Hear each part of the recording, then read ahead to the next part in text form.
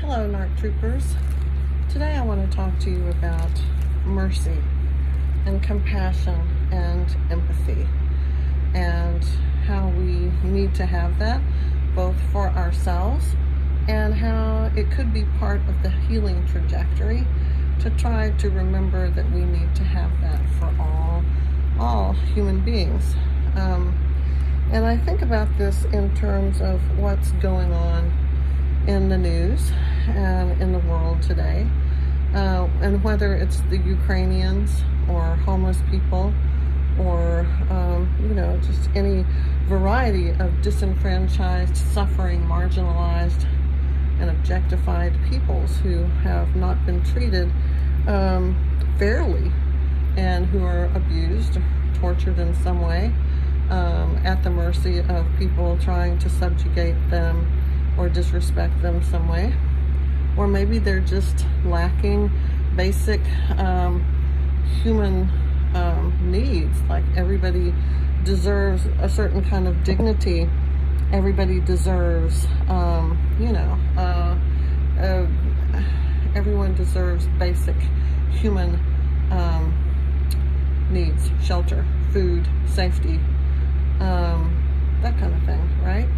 And so we don't live in a world where that is guaranteed to everyone, and it's not available to everyone. And there are a lot of people suffering and having a really hard time right now.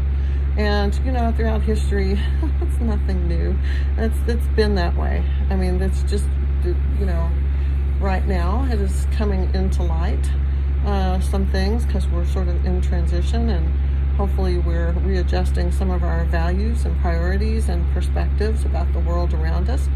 I hope this is a wake-up call and a learning experience so that we can step up to the plate and do what we need to do. But in terms of the narcissist, I want to say a couple of things. It is easy to demonize them, hate them, vilify them, call them demons and monsters and beasts. I have been guilty of that myself in moments of anger and frustration and pain. I have said those things. And,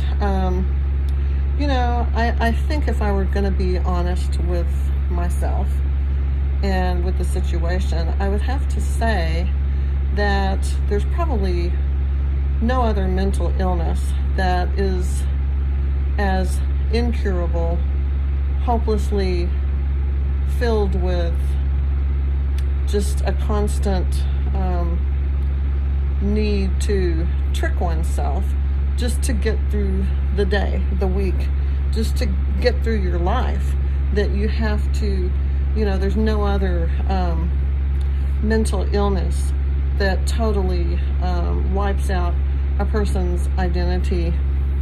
If they have dissociative episodes, they're episodic, they're temporary, they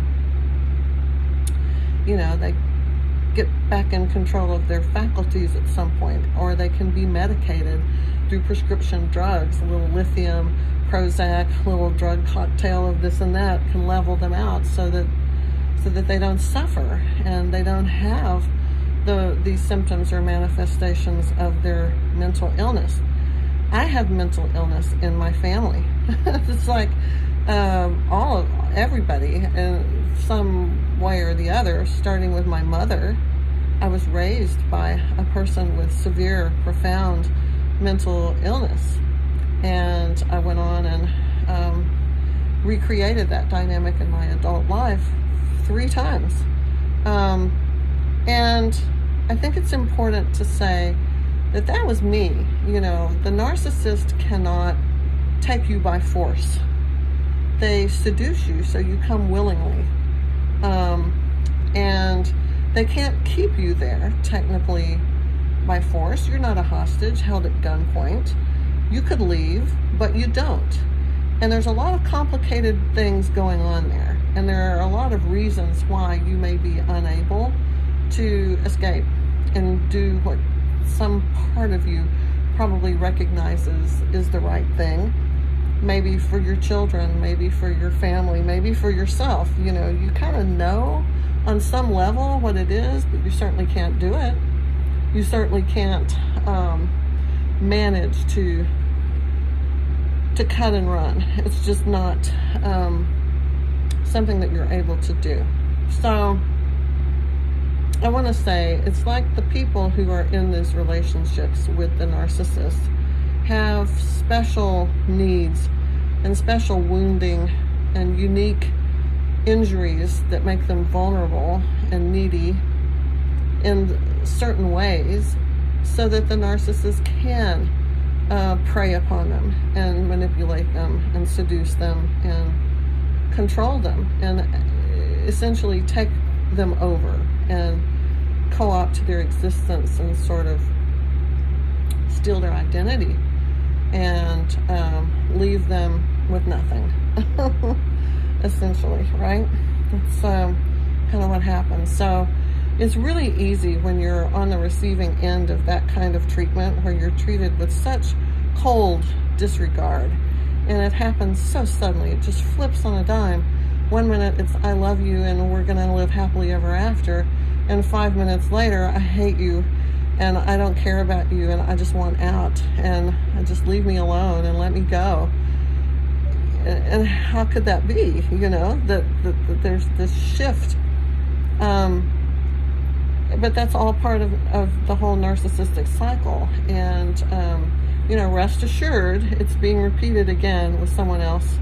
And probably, you know, right after they leave, they're infatuated. They're idealizing this person. They think they're the one, and they really think they're in love, although that's not love. That's something really sick, where they're parentifying the partner and taking over their brains and mind control, energetic manipulation, a bunch of hoodoo, voodoo kind of stuff happening there. And it's just what predators do. It's not like they set out to hurt you and want to see you suffer. They may have sadistic streaks, but it's not the primary force behind why they do what they do. They do what they do because they're so damaged. They have no core. It's called, what they do have is called a schizoid core, because it's fragmented and it's not grounded in reality, and it's delusional and it's disconnected from what's real. It consists of magical thinking and shared fantasies, which you were party to, and you participated in that with them. Sometimes for years. In my case, it was 16 years. And so what do I want to tell you about that? You know, my writing is very organized, and I have points, and I make them, and I write it like an essay, like a piece of prose. And then I turn that into a podcast, and I ad-lib a little bit and add some parts and leave out some parts, but talk about the same subject. These YouTube vlogs, you're getting something raw, unscripted, unfiltered, just stream of consciousness thinking on my part, where I'm kind of making it up as I go, but I know where I'm going with it. I just, getting there sometimes is kind of, we take the scenic route. So thank you for sticking with me. I do have a point. So the point is that we had more than likely some issues of our own, unresolved, wounding or codependency or attachment issues or abandonment issues, something, maybe a combination of all of those, that kept us there. And this poor narcissist, and you know, I'm not playing the devil's advocate. I'm not saying, oh, poor baby, you know, we need to go fix them, because we can't. But it's, you know, you're both victims in a sense. That narcissist is just as much of a victim as you are. Both of you have experienced trauma, and the way that you have reacted to it is what has made each of you what you are. You know, they made themselves into a narcissist with a false persona, in constant need of fuel to sustain that false identity. And you went the other way and became a caretaker and a helper and a healer. I'm not going to use the word empath because I really don't like it. it carries with it a lot of connotations that I don't want to use that word, so I'm not going to say it. I think it's a label that is a dangerous label. So I'm not going to say that you're an empath. I'm going to say that you became sometimes an enabler. Sometimes you had unhealthy attachment styles. Sometimes you got really needy, and maybe because of your trauma, you need external validation just like the narcissist. Fundamentally, what is at the base of that is different, but it's still the same need for external validation because of the trauma. Neither of you have the ability to do that for yourself, so you do it with each other. It's a toxic, crazy union, pairing, partnership that ends badly every time because you have an impaired individual there who's in this relationship with you, and they're incapable of loving you, and they're incapable of having guilt or empathy or compassion or mercy or a conscience or concepts of right and wrong and sin and virtue, and all of that is lost on them. They are developmentally fossilized, ossified, paralyzed at a very young age, and their brain just did not develop and grow the parts that they need to have to process these complex emotions. And that's just the tip of the iceberg. There's problems with identity, diffusion, and there's introjects and snapshotting and object constancy, and it's just, narcissism is a very complicated thing with multiple layers all at play. But we're focusing on compassion, empathy, and mercy. They show you none of those things, right? At the end, they hate you. They have contempt for you and basically just want you to disappear and leave them alone like you never existed. Even if you were together 20 or 30 years, the minute you're out of sight, you're out of mind, and you're replaced like that.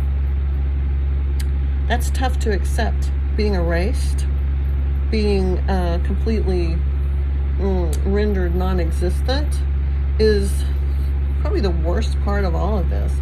If I thought he had any memory of our life together, our marriage, our holy marriage for 16 years, and all the unholy parts too, if he just could remember some continuous thread of memory that would help him have some identity and could acknowledge what happened and what didn't happen and how it fell apart, and feel bad with me, and we could mourn it together and pronounce it dead and move on, right? Have some closure. But they can't do that. I've done that with other relationships, and it's still difficult, but it sure is a lot cleaner break than this is. This is messy. It's like they do not use surgeon precision in amputating you from their lives. They use a hacksaw, and it's a rusty, jagged blade, and they're just hacking at you to get you separated and cut off and amputated from their lives. It's horrific. It's the bloodiest, messiest, most freak show, horror show imaginable. And so of course you're going to be angry. Of course you're going to want revenge. Of course you're going to think that they're the devil, and I do think it's very possible that there are demonic entities and influences that come into people who are lost to the dark side for whatever reason. Maybe they're a somatic narcissist and they're just, whoring around. Maybe it's because they're filled with anger and envy and negative emotions. I don't know why, but I think that stuff's real. I believe in God. So if I believe in God, I kind of have to believe, in the other side too, right? I think it's very real, and I think it's very possible that there could be Luciferian entities that come into them and influence them once they have surrendered to this narcissism and chosen that path. And, you know, I'm not even sure they choose it. We talk a lot about saying that, like, when they're young, they cut themselves off and murder themselves so they don't feel pain or shame or any of these horrible feelings that they feel because they're being abused or whatever. But, you know, maybe it's not a choice. Maybe it's just, you know, a developmental interruption that causes the parasympathetic nervous system to just go nuts. And maybe the trauma response, the PTSD and all of that, the anxiety and the panic and all of that, maybe that somehow remaps their brain or rewires things. I mean, I don't think we really know for sure. But whatever it is, they're incapable of doing better, being human, and having the kinds of feelings that make the rest of us human and part of humanity. And that's the whole point of why they look for people to merge with and to, you know, combine, you know, like the fusion thing, and then they separate and cut that person off and murder them metaphorically, hopefully, usually. And then that way they have some kind of individuation where they can separate and become like a real functional human being with a separate identity. I mean, that's what they're trying to do, but they can't ever do that because there's something wrong with their brain, something wrong with their development that just didn't happen and got them stuck in this time period where they can't get out of it. And they're going to live their lives that way, and that's horrible.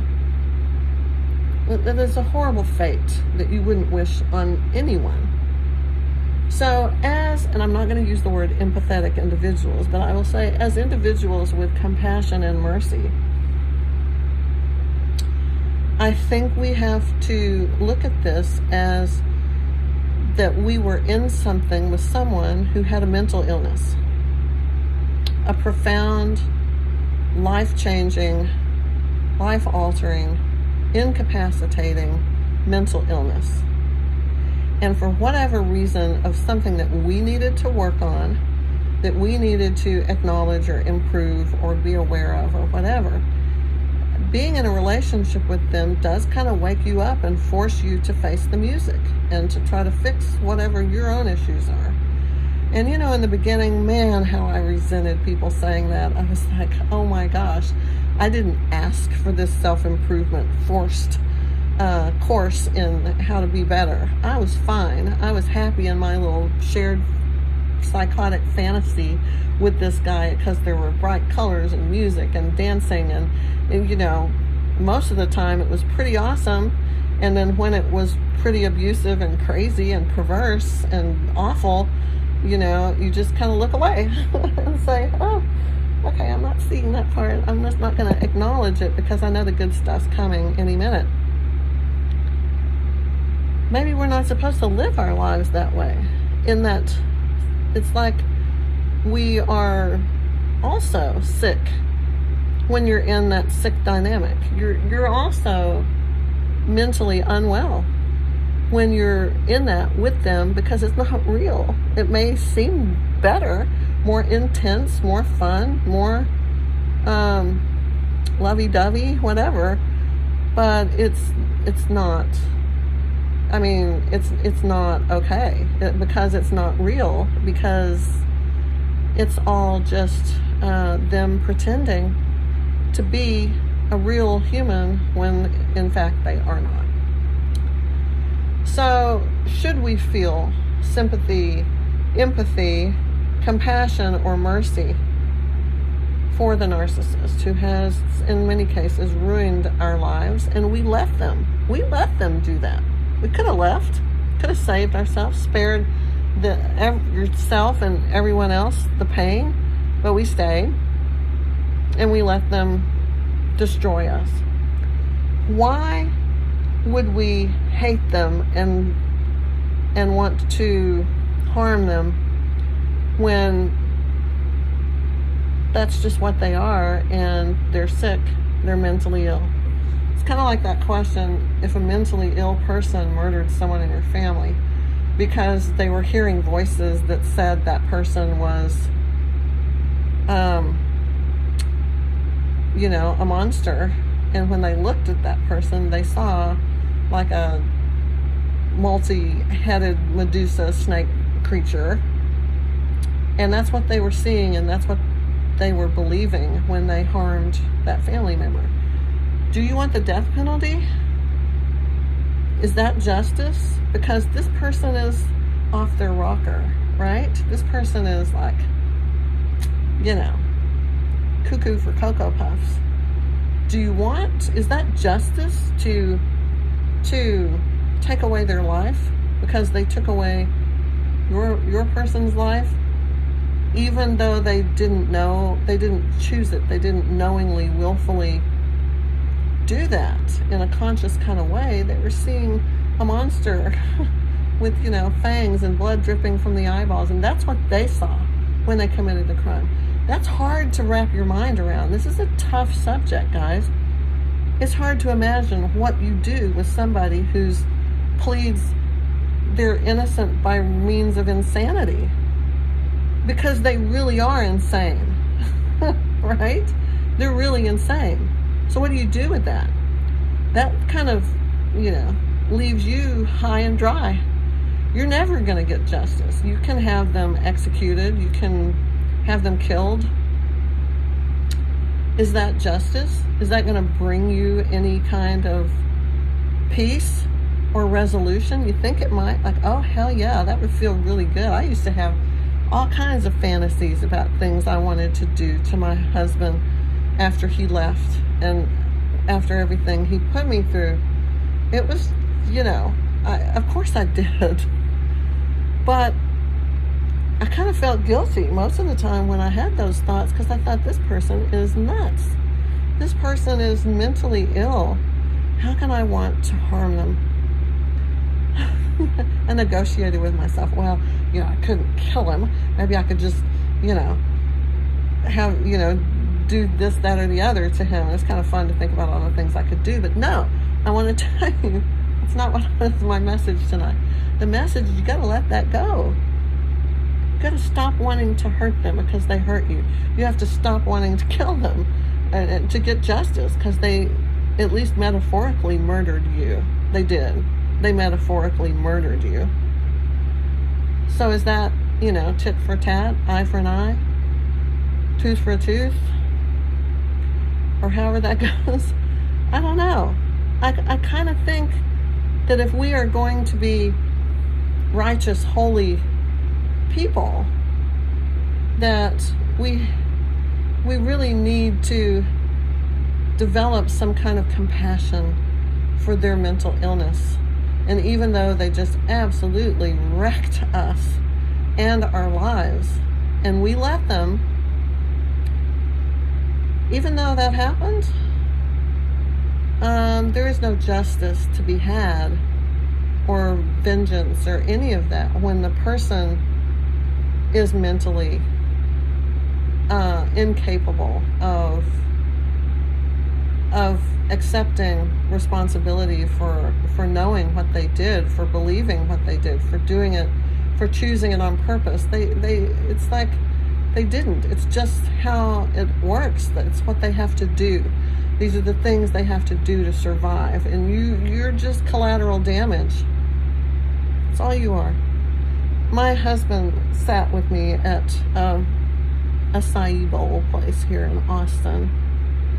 It was about a year after our divorce was final, because it's been 2 years and 8.5 months right now of the absolute most horrific time in my life. And he sat there and he said, I'm quoting him now. He said, it's not like the new person in my life is better. It's just, they're different. And all the girls and women that I have been with since I left you, and there have been, after 6 months, there was like we were in the 2 digits. So now 2.5 years later, I'm sure we're getting up there in the numbers of how many people that he has seduced. But he said they're different, but one is not better than the other. And so it's just, it's not like they're better than you. They're just different. And I said it's kind of like interchangeable parts, like we're all just like, you can swap them out and they're different, but one is not better than the other. You're just there. It's a transactional kind of thing, right? And he just looked at me like I had hit a nerve, and I did nail it on the head right there.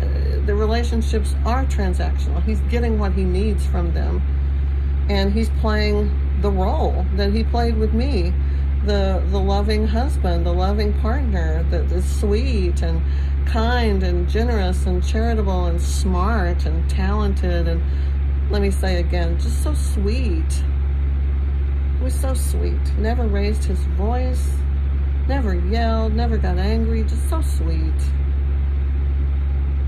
But that's all just an act, right? That's not him. That's him acting like he needs to act to get what he needs to get to live. He has to have that fuel, that supply from these people. More than one person. It can't just be one person, because that diminishes over time. Like a drug, your tolerance increases, so you have to have more and more and more. It's kind of like that. So I remember sitting there and thinking, I want payback. I want you to suffer. I want you to know what it feels like to feel the way you have made me feel, to have that level of pain and panic and suffering, and just, it was so awful. I wanted him to understand that and feel it and acknowledge it or own it and say, I didn't mean to hurt you, or just anything. But there was nothing.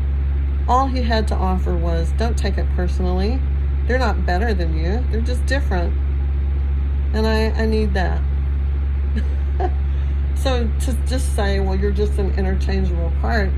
You served your purpose and you got old, so I had to get another new shinier model. That didn't make me feel any better. It made me want to jump across the table and strangle him. Drown him in his acai bowl.